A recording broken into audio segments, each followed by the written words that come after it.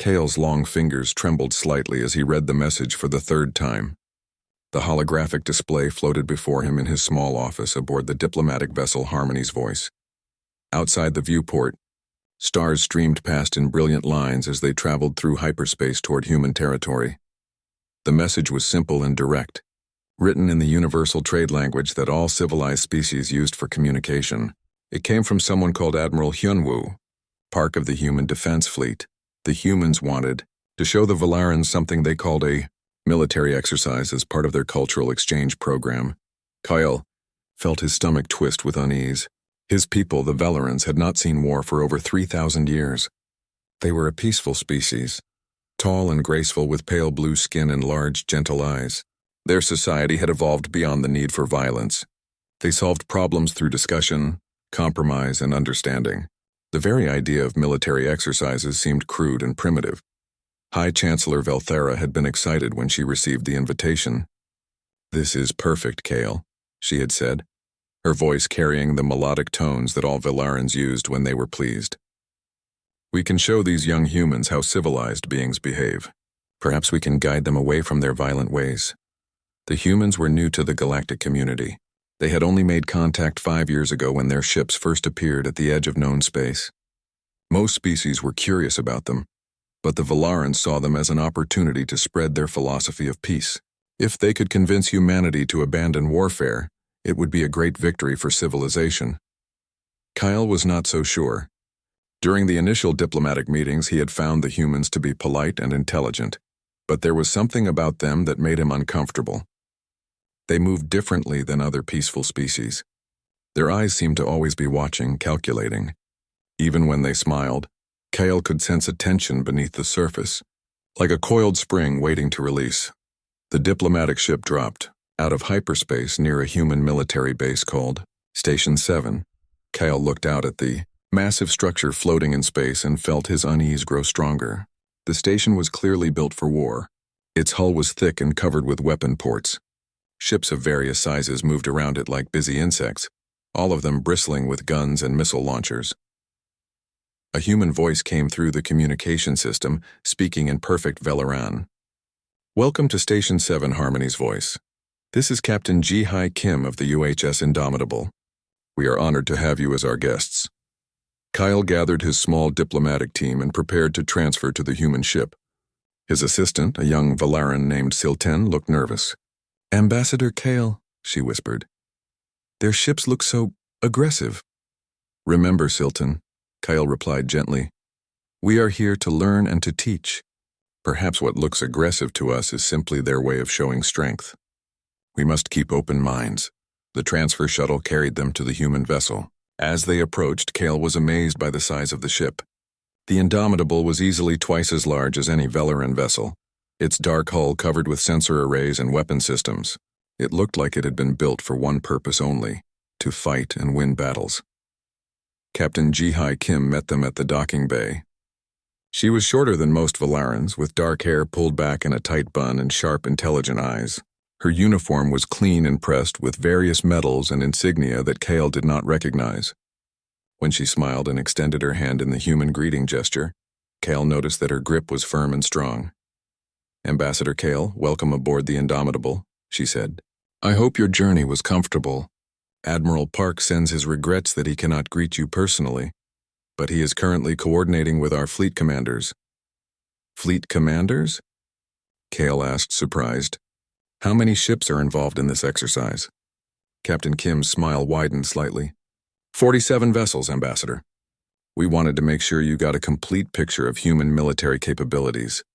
As they walked through the corridors of the ship, Kale was struck by the efficiency of everything around him. Human crew members moved with purpose, their voices crisp and professional. The walls were lined with displays showing tactical information, ship positions, and weapon status. Everything seemed designed for maximum effectiveness in combat. Captain Kim led them to what she called the observation deck, a large room with massive windows that looked out into space. "From here, you'll have an excellent view of our operations," she explained. "We've also prepared detailed briefings about human military doctrine and strategy." "Captain Kim," Kyle said carefully, "my people are somewhat unfamiliar with military matters.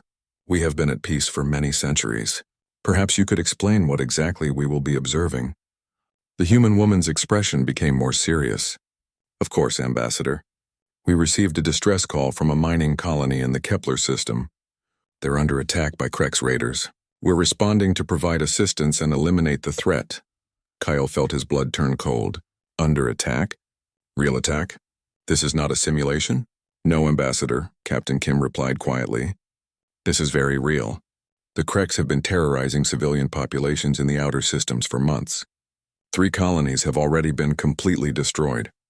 But surely, Kale said, his voice rising slightly, there must be a diplomatic solution. Can we not negotiate with these Krex? Find some compromise? Captain Kim looked at him with an expression that Kale could not quite understand. It was not cruel, but it was not gentle either. Ambassador, the Krex don't negotiate. They take what they want and kill anyone who gets in their way. They've made their position very clear.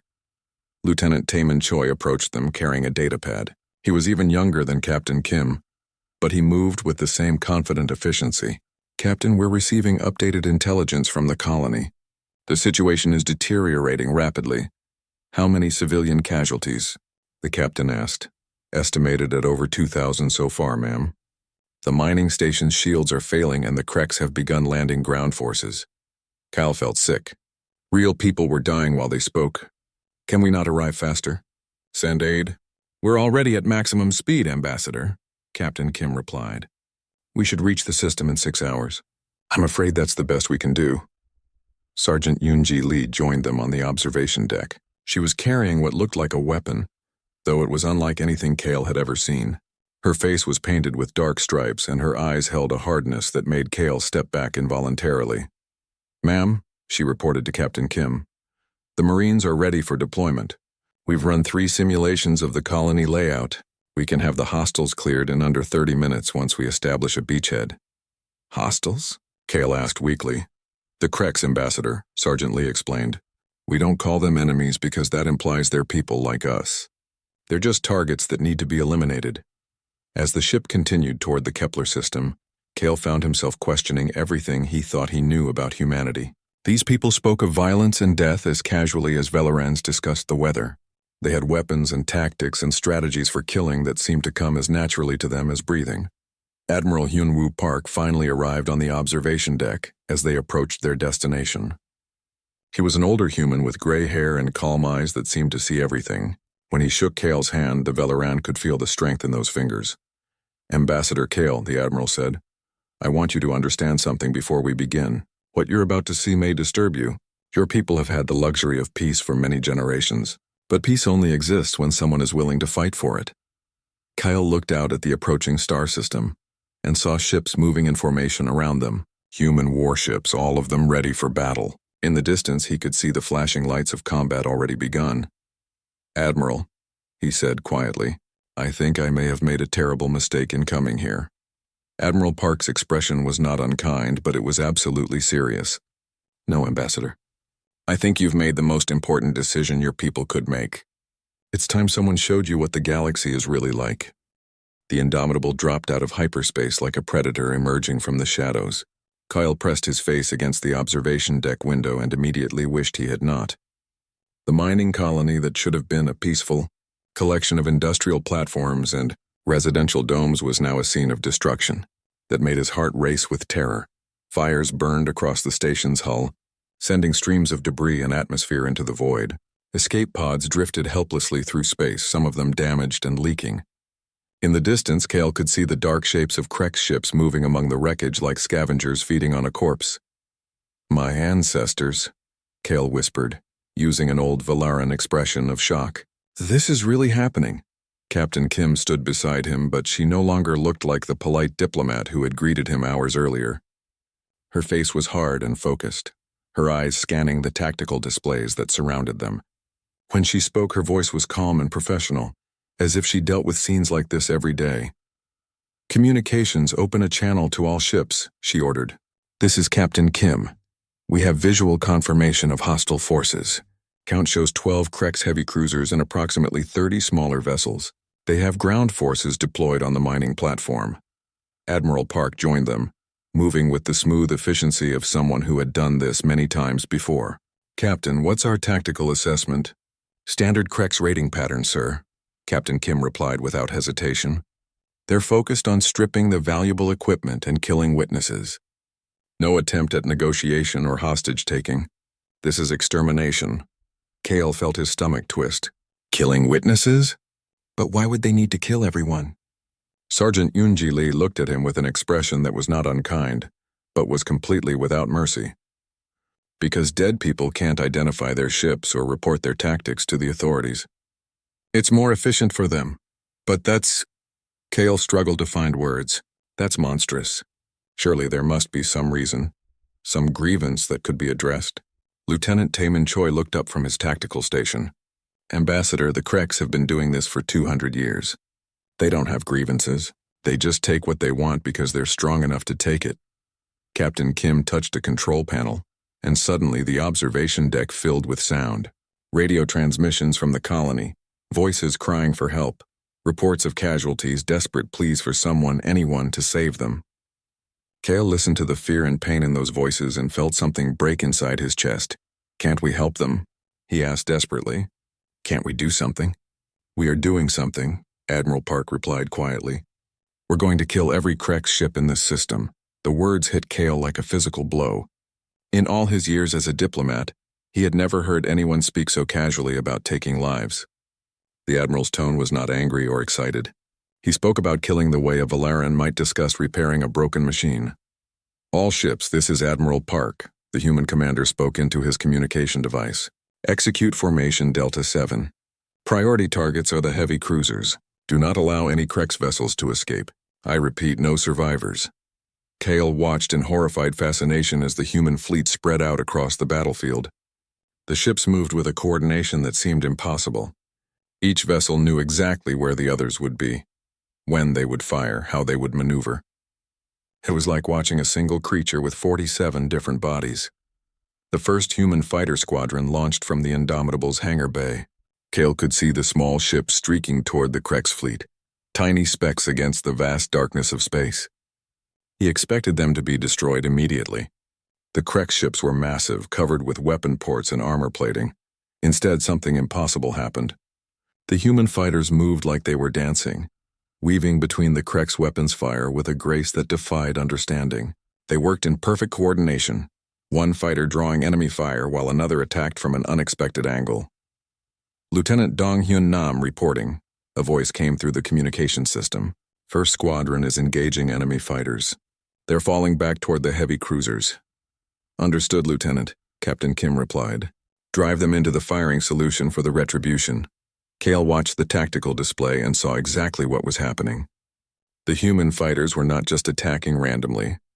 They were herding the Krex ships like shepherds driving livestock, forcing them to move exactly where the humans wanted them to go. When the Krex heavy cruiser Blood Harvest turned to pursue the seemingly retreating human fighters, it flew directly into the weapon range of 3 human destroyers. The coordinated attack lasted less than 10 seconds. When the weapons fire stopped, the massive Krex ship was the expanding cloud of wreckage. "How did they know?" Kale asked in amazement. "How did they know the Krex ship would turn that way?" "Because Krex tactics haven't changed in 50 years, Sergeant Lee explained. "They're aggressive but predictable." Captain Kim studied every recorded battle with Krex forces for the past decade. She knows exactly how they'll react to each situation. The battle continued, but it was not really a battle. It was an execution. The human ships moved with mechanical precision, each attack carefully planned and perfectly timed.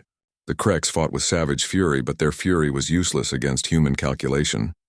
Kale watched a Krex cruiser try to ram the human destroyer Vengeance. At the last second, the human ship spun sideways and fired its main guns directly into the Krex ship's engine compartment. The explosion was so bright that the observation deck windows automatically darkened to protect their eyes. "Squadron Leader Su Young Han reporting," another voice came through the communications. "We have enemy fighters trapped between the Defiance and the asteroid field. Requesting permission to finish them." "Permission granted," Admiral Park replied. "Make it quick. We still have ground forces to deal with." Kyle realized that the space battle was almost over, and the humans had not lost a single ship. Not one. They had faced an enemy that had terrorized the galaxy for centuries, and they had destroyed them without breaking a sweat. "How is this possible?" he whispered. "The Kreks are supposed to be unbeatable in ship-to-ship combat." "They were," Captain Kim said simply. "Until they met us. The last Kreks ships in space were destroyed within the hour. But the battle was not over. Kreks ground forces were still on the mining platform, and according to the scans, they had taken hundreds of civilian hostages. Sergeant Lee, Admiral Park ordered, "Prepare your Marines for immediate deployment. I want those hostages recovered." "Yes, sir," Sergeant Lee replied. "We'll have the platform secured in 30 minutes. Cal watched the preparation for the ground assault with growing amazement. The human Marines moved with the same deadly efficiency as their space forces. They checked their weapons, reviewed the platform's layout, and discussed their plan of attack with calm professionalism. "Sergeant," Kyle asked hesitantly, "how can you be so certain you'll win? The Kreks are known for their skill in close combat." Sergeant Lee looked at him with what might have been pity. "Ambassador, the Kreks think they're good at fighting because they've only fought civilized species.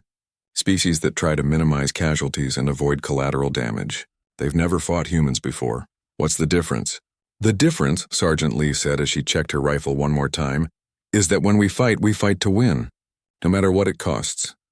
The Marines launched toward the mining platform in heavily armed shuttles.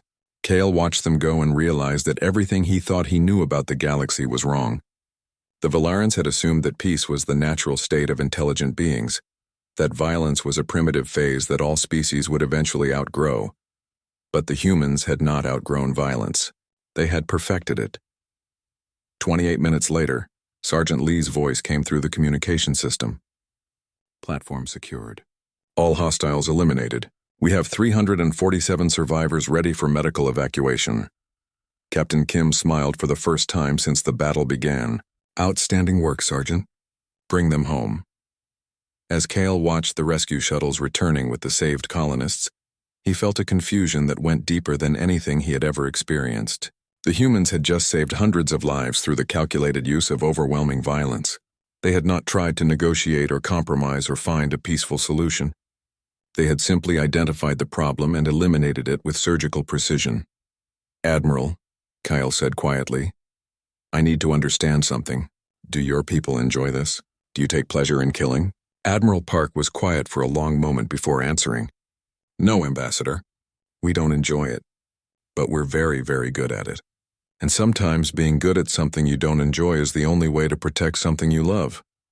Cale looked out at the wreckage of the Kreks fleet and tried to process what he had witnessed. In less than 2 hours, the humans had solved a problem that had plagued the galaxy for decades. They had done it through violence, yes, but they had also saved lives that would otherwise have been lost. For the first time in his life, Cale began to wonder if his people's philosophy of absolute pacifism might not be as wise as he had always believed. In the days following the battle, Cale found himself walking through the corridors of the Indomitable like a lost soul. The rescued colonists had been transferred to medical ships and were being taken to safety. The wreckage of the Kreks fleet had been cleared away. Everything returned to normal as if the violent destruction he had witnessed had been nothing more than a routine maintenance procedure. That was what disturbed him most. For the humans, it really had been routine. Captain Kim had offered to give him a complete tour of the ship and answer any questions he might have about human military operations. Cale accepted, hoping to understand how beings who seemed so civilized could be so deadly. "Tell me about your people's history with warfare," Cale asked as they walked through what Captain Kim called the Tactical Center. The room was filled with displays showing the positions of every ship in the human fleet, along with detailed information about their weapons, fuel levels, and crew status. "Our history with warfare?" Captain Kim repeated with a slight smile. "Ambassador, our history is warfare. Humans have been fighting each other for our entire existence as a species. We've had wars over territory, resources, ideas, religion, and sometimes just because we didn't like the way our neighbors looked." She led him to a large display screen that showed a timeline of human conflicts. Kyle stared at it in shock. The timeline stretched back thousands of years, and it was almost completely filled with wars. Small wars, large wars, civil wars, world wars, colonial wars, revolutionary wars. The periods of peace were tiny gaps between endless conflicts. "This can't be accurate," Cale said weakly. "No species could survive this much internal violence." "Not only did we survive it," Captain Kim replied, We thrived because of it. Every war taught us something new about tactics, strategy, technology, and logistics. We got better at fighting because we never stopped practicing. Lieutenant Taemin Choi joined them at the display. The interesting thing, Ambassador, is that we're actually much less violent now than we used to be. 200 years ago, humans were still fighting wars that killed millions of people. We've learned to be more efficient. More efficient at killing? Kale asked, horrified. More efficient at winning, Lieutenant Choi corrected. When you can win a war quickly and completely, fewer people die overall. The battle you witnessed yesterday would have taken our ancestors months to achieve, with much higher casualties on both sides. Captain Kim touched a control, and the display changed to show current human military doctrine. We study every conflict, analyze every mistake, and constantly improve our methods. What you saw yesterday was the result of thousands of years of evolution in warfare. But surely, Kale said desperately, your people must want peace. You must grow tired of constant fighting? Of course we want peace, Captain Kim replied. Peace is wonderful. It lets us focus on science, art, exploration, and all the things that make life worth living, but we've learned that peace only lasts when you're strong enough to defend it. She led him to another section of the ship, where they encountered Sergeant Yoonji Lee running training exercises with her Marines. Kale watched in fascination as the human soldiers practiced what they called close quarters combat. They moved through simulated corridors, working as a team to eliminate targets and rescue hostages. Sergeant Lee, Kale called out, may I ask you something? Of course, Ambassador, she replied, pausing in her training. You killed many beings yesterday. How do you feel about that? Sergeant Lee considered the question seriously before answering. I feel good about it, Ambassador. Those Kreks would have killed hundreds more innocent people if we hadn't stopped them. Every enemy I eliminate is a problem that won't hurt anyone else. But don't you feel any remorse? Any guilt about taking lives? Why should I feel guilty about protecting innocent people? Sergeant Lee asked, genuinely puzzled. The Kreks made their choice when they decided to murder civilians for profit. I just made sure they couldn't make that choice again. Kyle realized that he was looking at a fundamental difference in thinking. To the Valarans, all life was sacred, and taking a life was the greatest possible tragedy. To the humans, some lives were more valuable than others, and protecting good people sometimes required eliminating bad ones. That evening, Admiral Park invited Kale to join him for dinner in his private quarters. The Admiral's cabin was surprisingly comfortable, with books, artwork, and what appeared to be family photographs. It was hard to reconcile this gentle, cultured environment with the man who had ordered the complete destruction of an enemy fleet. You seem troubled, Ambassador, Admiral Park observed as they ate. I am trying to understand your people, Kyle admitted. You seem so civilized, so intelligent, but you approach violence with a casualness that terrifies me. Admiral Park nodded thoughtfully. I can understand your confusion. Let me ask you something, Ambassador. When your people achieved peace, what happened to your enemies? Our enemies? We don't have enemies. We solved our conflicts through negotiation and compromise. But before that, Admiral Park pressed, in your ancient history, before your people became peaceful, what happened to those who threatened you? Kale thought about it and realized he didn't know. Valaran history classes focused on their achievements in art, science, and philosophy. The violent periods of their past were barely mentioned, dismissed as primitive and unimportant. I'm not sure, he admitted.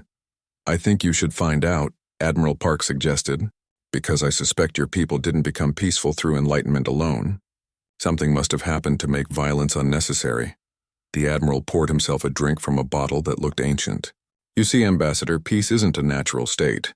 It's an artificial condition that requires constant maintenance. Your people have been able to maintain it because someone or something eliminated the threats that would have destroyed it. What do you mean? Look at the galaxy, Ambassador. Most of the civilized species are peaceful, just like yours. They've all abandoned warfare, embraced diplomacy, and chosen cooperation over conflict. But every few thousand years, something comes out of the dark spaces between stars. Something that doesn't care about diplomacy or cooperation. Something that just wants to destroy or consume everything in its path. Admiral Park showed Kale a star chart that covered thousands of years of galactic history. Here, he pointed to several regions that were marked in red. These areas used to be home to thriving civilizations. Now they're empty space and dead worlds. Whatever destroyed them left no survivors to tell us what happened. But that's ancient history, Kyle protested. Those events happened before any of our current civilizations existed. Exactly, Admiral Park said quietly. Which means your peaceful civilizations exist because something cleared away all the violent ones that came before. The question is, what happens when the next cleansing comes? Will your people be ready? Cale felt a chill run down his spine. You think something like that is coming again? I know it is, Admiral Park replied. We've been detecting signs for the past 5 years. Ancient automated systems are activating in the dead zones. Long-range sensors are picking up massive energy signatures moving through dark space. Something big is stirring, Ambassador. Something that makes the Kreks look like harmless children. Why haven't you told the other species about this? We tried, Admiral Park said with a sad smile. We sent reports to every major government in the galaxy. Most of them dismissed our warnings as human warmongering. They think we're trying to scare them into militarizing so we can justify our own violent nature. And what if they're right? Cale asked. What if you're wrong about this threat? Then we'll have spent resources building weapons we don't need, and your people can continue enjoying their peaceful existence, Admiral Park replied. But if we're right, and your people refuse to prepare for what's coming, then in a few years there won't be any peaceful civilizations left to protect. They sat in silence for several minutes, both lost in their own thoughts. Finally, Cale spoke up. Admiral, you said earlier that we humans have learned to be efficient at winning wars. What did you mean by that? I meant that we've learned to end conflicts as quickly as possible with minimum casualties, Admiral Park explained. The longer a war lasts, the more people die. So we hit hard, hit fast, and make sure our enemies can't continue fighting. Like what you did to the Kreks. Exactly. We could have tried to negotiate with them or capture their ships or use minimal force to drive them away. But all of those options would have resulted in more deaths in the long run. The Kreks would have just attacked someone else or come back stronger. By eliminating them completely, we saved all the lives they would have taken in the future. Cale realized that this was a completely different way of thinking about violence. The Valarans saw each act of aggression as an isolated incident to be resolved through peaceful means. The humans saw it as part of a larger pattern that could only be stopped through decisive action. But how do you live with the knowledge that you might have to kill again? Cale asked. The same way you live with the knowledge that you might have to make difficult diplomatic decisions, Admiral Park replied. It's just part of our job. We train for it, we prepare for it, and when the time comes, we do what needs to be done. As Cale, the journey back to Valaran space took 2 weeks, but for Cale, it felt like a lifetime. He spent most of his time in his quarters aboard the diplomatic vessel Harmony's Voice, staring out at the stars and trying to understand everything he had learned. His assistant Silten had stopped asking him questions after the first few days. She could see that something had changed in him. Something fundamental that went beyond simple cultural exchange. When they finally arrived at the capital world of Valara Prime, Cale felt like a stranger returning to a place he no longer understood.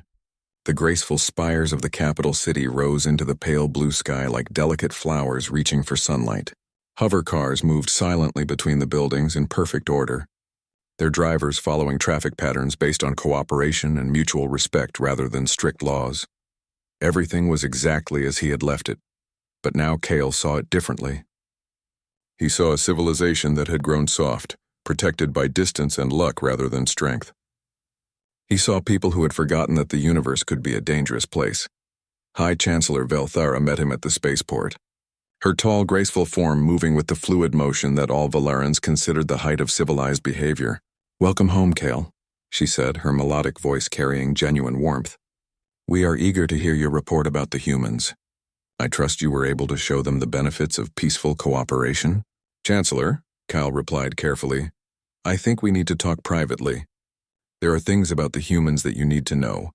They traveled to the Chancellor's office in the Capitol building, a beautiful structure made of living crystal that grew from the planet's crust and shaped itself according to the needs of its occupants. Cale had always found the building peaceful and inspiring. Now it seemed fragile, like something that could be destroyed easily by anyone with the will to do so. Tell me about this military exercise, Chancellor Velthara said as they settled into the comfortable chairs that adjusted themselves to their bodies. Was it as primitive and barbaric as we expected? It wasn't an exercise, Cale said quietly. It was real combat. The humans took me to watch them fight an actual enemy. The Chancellor's large eyes widened in shock. Real combat? But surely they could have resolved whatever conflict they were involved in through negotiation. They tried to explain that to me, Kyle replied. But the enemy they face doesn't negotiate. The Kreks are a species that survives by killing and stealing from others. They had attacked a mining colony and were in the process of murdering thousands of civilians when we arrived. And what did the humans do? They destroyed the Kreks completely. Every ship, every soldier. In less than 2 hours, they eliminated a threat that had been terrorizing the galaxy for decades. Chancellor Velthara was quiet for a long moment, processing this information. That seems excessive. Surely some of the Kreks could have been captured and rehabilitated, shown a better way to live. Chancellor, I saw recordings of Kreks attacks. They don't just kill people quickly. They torture them for entertainment. They destroy everything they can't use, including children and elderly civilians who pose no threat. These aren't beings who can be reasoned with or reformed. But Kale, if we accept that some beings are beyond redemption, then we abandon the fundamental principles of our civilization. We become like the humans, solving problems through violence rather than understanding. Kale stood up and walked to the window, looking out over the peaceful city below. Chancellor, I need to ask you something about our history. What happened to the Varun Empire? The Chancellor looked puzzled. The Varun Empire? That was thousands of years ago, Kale. Ancient history. They were a warrior culture that existed before our people achieved enlightenment. But what happened to them? Where did they go? They disappeared. The historical records from that period are incomplete. There was some kind of catastrophic event that ended their civilization. What kind of catastrophic event? I don't know, the Chancellor admitted. The records were lost. Our historians have always assumed it was some kind of natural disaster or civil war. Kale turned back to face her. Chancellor, I think we need to find out what really happened. I'm beginning to suspect that our people didn't become peaceful through enlightenment. I think something forced us to become peaceful. Over the next several days, Kale threw himself into research. He contacted Dr. Naravelson, the Empire's leading expert on ancient history and xenobiology. Dr. Velson was an elderly Velaran who had spent her life studying the evolution of civilized species across the galaxy. Dr. Velson, Kale said as they met in her laboratory. I need to understand something about our species' history. Why did the Valarans abandon warfare? An interesting question, Dr. Velson replied, her ancient eyes still sharp and curious. Most people assume it was a natural progression of civilization. As we became more intelligent and sophisticated, we moved beyond the need for violence. But you don't think that's what happened? I've never been entirely convinced by that explanation, Dr. Velson admitted. The genetic evidence doesn't support a gradual evolution toward pacifism. The changes in our species happened very quickly, within just a few generations. She led him to a display showing Velaran genetic markers across thousands of years. Look at this data. Our ancestors were not naturally peaceful. They had all the biological markers of a warrior species: enhanced reflexes, improved muscle density, heightened aggression responses. Then about 3,000 years ago, something changed. What kind of change? The genes associated with aggressive behavior were suppressed. Not eliminated, just turned off. It's as if our entire species experienced a massive trauma that triggered a genetic response to avoid violence at all costs. Kyle felt his blood run cold. You're saying our pacifism isn't evolution, it's a survival mechanism. That's exactly what I'm saying. And the really interesting thing is that we're not the only species that shows this pattern. I've studied the genetic records of 12 different peaceful civilizations, and they all show the same thing. Rapid suppression of aggressive traits following some kind of catastrophic event. What could cause that kind of species-wide trauma? Something so terrible that it fundamentally changed how we think about conflict, Dr. Velson replied. Something that made violence so horrifying that our species developed a genetic aversion to it. That evening, Kale received an unexpected message. It was from Commander Sang-Ho Yoon of Human Intelligence. The message was short and urgent. Ambassador Kale, we need to speak immediately. New intelligence suggests the threat we discussed is moving faster than expected. Kyle arranged a secure communication link with the human ship. Commander Yoon appeared on the screen, his face grim with worry. Ambassador, our deep space monitoring stations have detected massive energy signatures moving toward inhabited systems. Whatever's coming, it's big, and it's moving much faster than we anticipated. How big? Kale asked. Preliminary estimates suggest fleets numbering in the thousands of ships. Each individual vessel appears to be larger than anything in the current galactic database. We're talking about a force that could sterilize entire star systems. Kale felt his hands shake. When will they arrive? At current speed, the first wave should reach the Outer Rim territories in approximately 6 months. The main force will arrive at the core worlds within 2 years. Have you informed the other galactic governments? We tried, Commander Yoon replied with frustration. The Harmony Coalition dismissed our warnings as human fear-mongering. High Chancellor Velthara issued a statement saying that the Valaran Empire would continue to pursue diplomatic solutions to all conflicts. She said what? I'm sorry, Ambassador. Your government has officially rejected any military alliance with humanity. They're forming what they call a peace council to negotiate with whatever's coming. Kyle closed his eyes and tried to control his rising panic. His people were going to try to negotiate with something that was probably responsible for the mass extinctions that had cleared the galaxy of aggressive species thousands of years ago. Commander Yoon, what are the humans going to do? We're going to fight, the human officer replied simply. We're mobilizing every ship, every soldier, every weapon we have. We're also reaching out to any species that's willing to listen to reason. And if you lose, then at least we'll go down fighting instead of on our knees begging for mercy.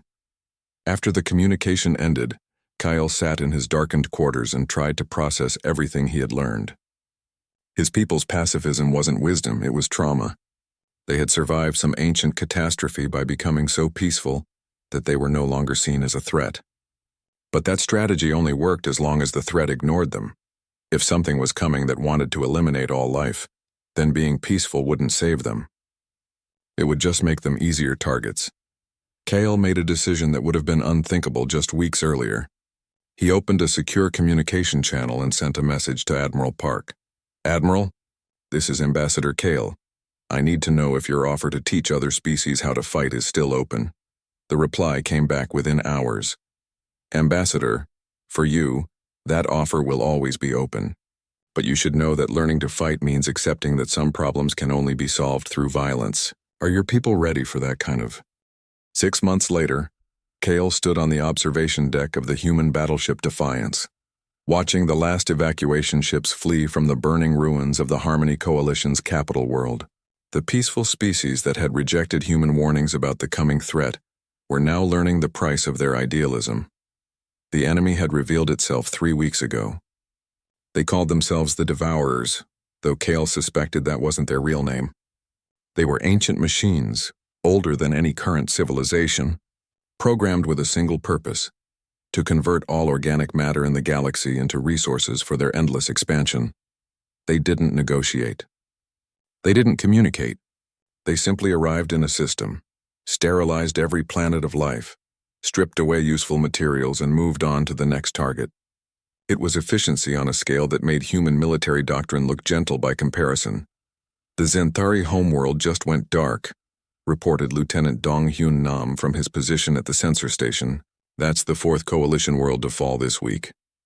Admiral Park stood beside Kyle, his face showing the strain of coordinating a desperate defense against impossible odds. Any word from the Coalition Council? High Chancellor Velthara is still broadcasting messages requesting diplomatic contact with the Devourer leadership, Commander Sang-Ho Yoon reported. She's offering cultural exchange programs and mutual cooperation agreements. Kale closed his eyes in despair. Even now, with coalition worlds burning around them, his people clung to the belief that violence was never the answer.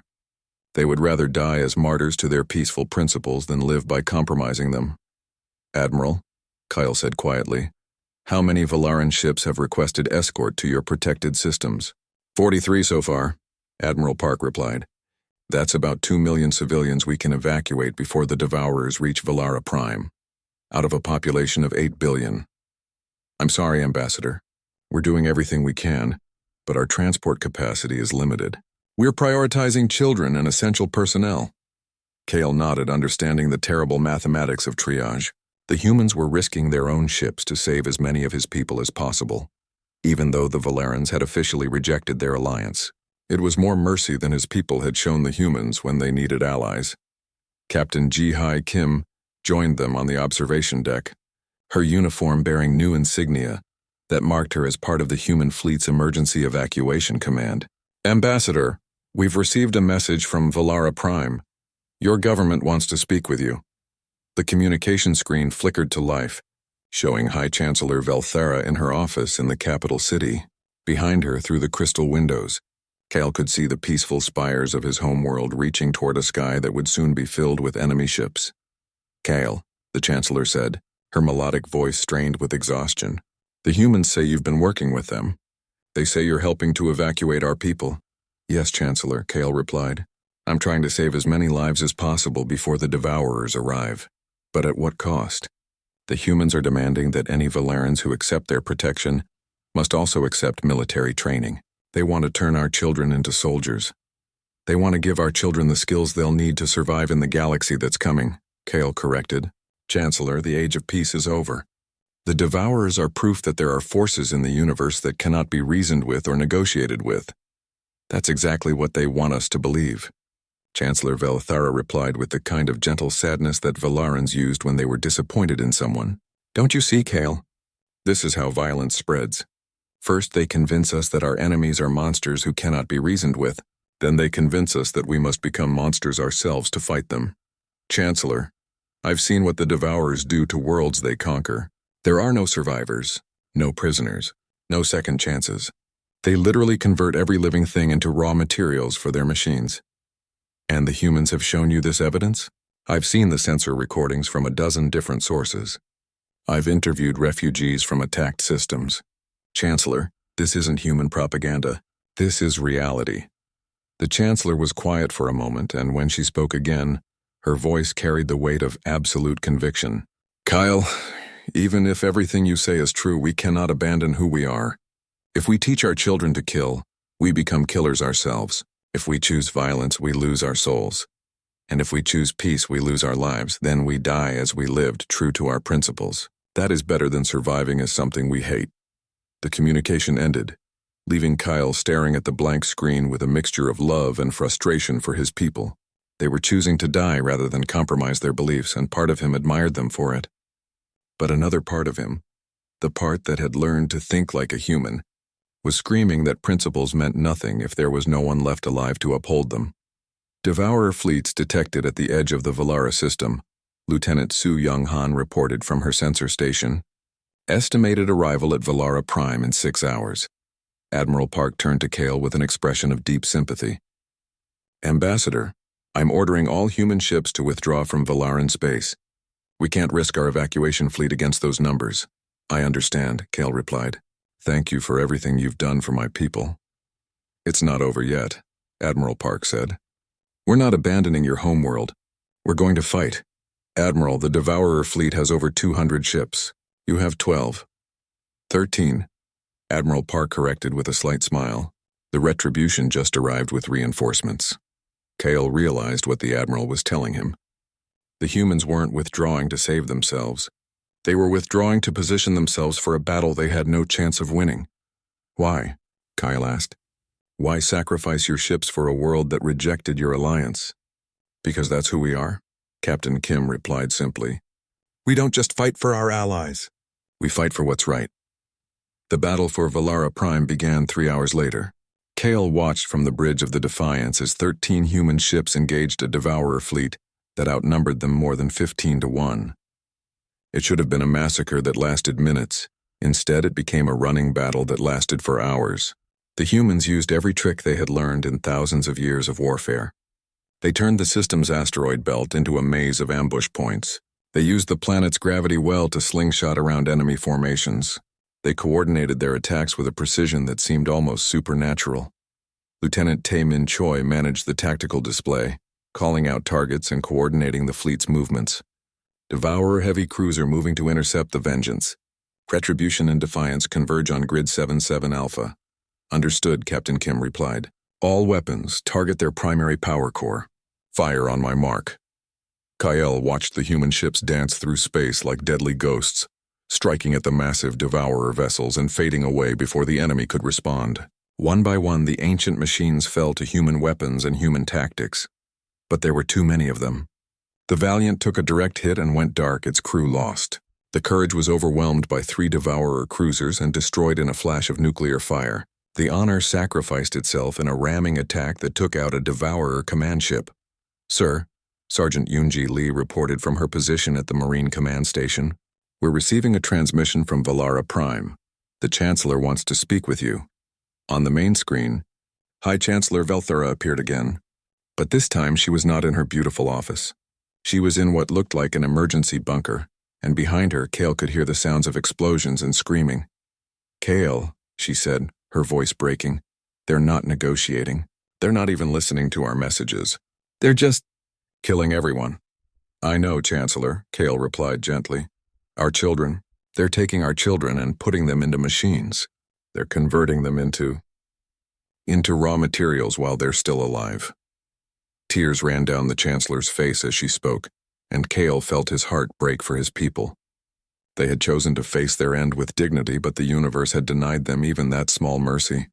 Kale, the Chancellor whispered, if any of our people survive this, will the humans really teach them how to fight? Yes, Kale said without hesitation. They'll teach them everything they need to know. Then maybe we were wrong. Maybe some things are worth fighting for. The transmission ended as Devourer forces reached the capital city. Within an hour, all communication from Valara Prime went silent, but the human fleet fought on. When the last Devourer ship in the system was destroyed, Admiral Park ordered an immediate rescue operation. Marines led by Sergeant Lee landed on the surface and searched through the ruins for survivors. They found 12,000 Velerans hiding in deep shelters, including 300 children who had been hidden by their parents before the final assault. It was less than 1% of the planet's population, but it was something. As the survivors were brought aboard the human ships, Kale watched them with a mixture of grief and hope. These were the last of his people, the remnant that would carry Veleran culture into an uncertain future. Ambassador, Admiral Park said quietly, I want you to know that every